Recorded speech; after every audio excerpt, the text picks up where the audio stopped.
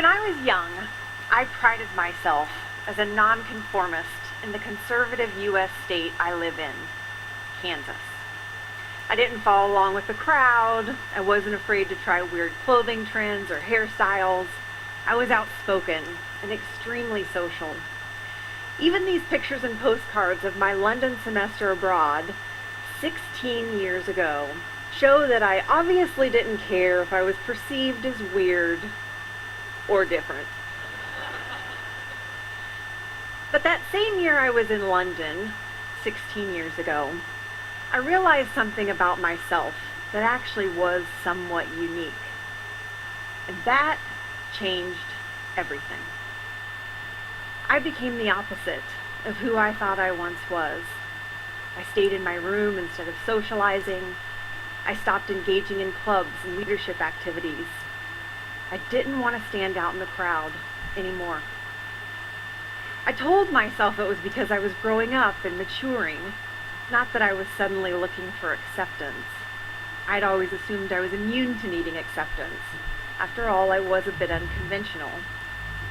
But I realize now that the moment I realized something was different about me was the exact same moment that I began conforming and hiding.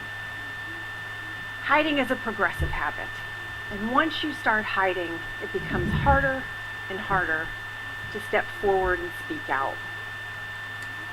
In fact, even now, when I was talking to people about what this talk was about, I made up a cover story, and I even hid the truth about my TED Talk.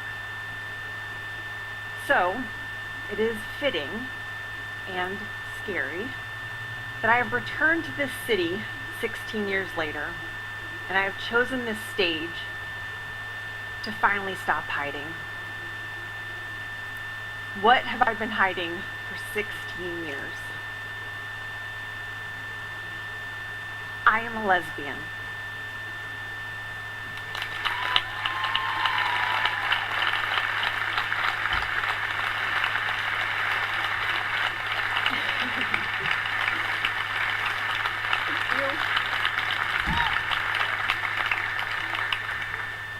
Thank you.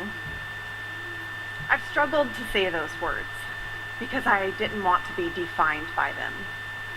Every time I would think about coming out in the past, I would think to myself, but I just want to be known as Morgana. Uniquely Morgana. But not my lesbian friend Morgana or my gay coworker Morgana. Just Morgana. For those of you from large metropolitan areas, this may not seem like a big deal to you. It may seem strange that I've suppressed the truth and hidden this for so long. But I was paralyzed by my fear of not being accepted. And I'm not alone, of course.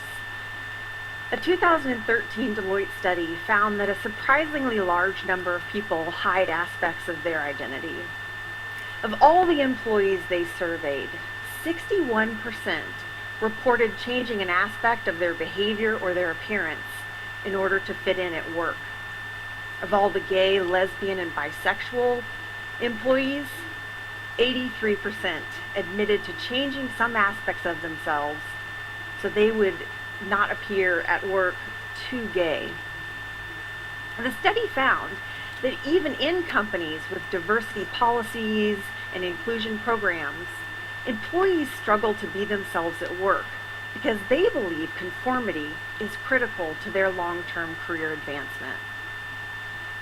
And while I was surprised that so many people, just like me, waste so much energy trying to hide themselves, I was scared when I discovered that my silence has life or death consequences and long-term social repercussions. 12 years. The length by which life expectancy is shortened for gay, lesbian, and bisexual people in highly anti-gay communities compared to accepting communities. 12 years reduced life expectancy. When I read that in The Advocate magazine this year, I realized I could no longer afford to keep silent. The effects of personal stress and social stigmas are a deadly combination. The study found that gays and anti-gay communities had higher rates of heart disease, violence, and suicide. What I once thought was simply a personal matter, I realized had a ripple effect that went into the workplace and out into the community for every story just like mine. My choice to hide and not share who I really am may have inadvertently contributed to this exact same environment and atmosphere of discrimination. I'd always told myself there was no reason to share that I was gay. But the idea that my silence has social consequences was really driven home this year when I missed an opportunity to change the atmosphere of discrimination in my own home state of Kansas. In February, the Kansas House of Representatives brought up a bill for vote that would have essentially allowed businesses to use religious freedom as a reason to deny gays services.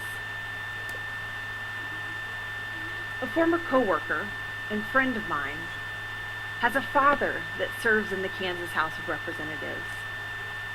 He voted in favor of the bill, in favor of a law that would allow businesses to not serve me. How does my friend feel about lesbian, gay, bisexual, transgender, queer, and questioning people? How does her father feel? I don't know, because I was never honest with them about who I am. And that shakes me to the core. What if I had told her my story years ago? Could she have told her father my experience? Could I have ultimately helped change his vote? I will never know. And that made me realize I had done nothing to try and make a difference. How ironic that I work in human resources, a profession that works to welcome, connect, and encourage the development of employees, a profession that advocates that the diversity of society should be reflected in the workplace. And yet I have done nothing to advocate for diversity. When I came to this company 1 year ago, I thought to myself, this company has anti-discrimination policies that protect gay, lesbian, bisexual, and transgender people. Their commitment to diversity is evident through their global inclusion programs. When I walk through the doors of this company, I will finally come out. But I didn't. Instead of taking advantage of the opportunity, I did nothing.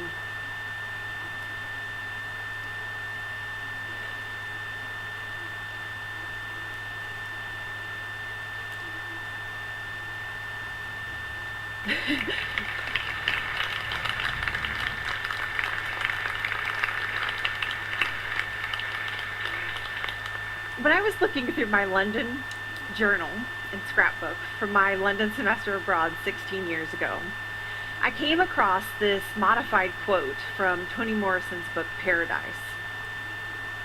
There are more scary things inside than outside. And then I wrote a note to myself at the bottom. Remember this. I'm sure I was trying to encourage myself to get out and explore London. But the message I missed was the need to start exploring and embracing myself.